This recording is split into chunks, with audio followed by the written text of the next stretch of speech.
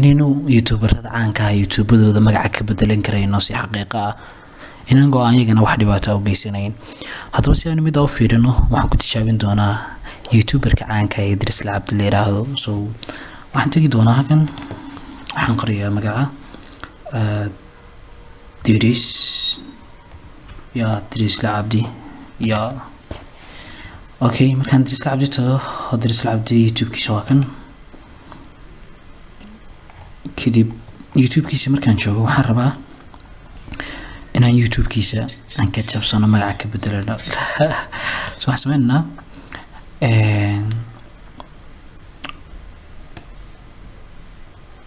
bansana waayahay. markuu sida inoo soo baxo Idris Abdi waxaan rabnaa inaan bedelo. okay, waxaynu ku bedelaynaa hacker pure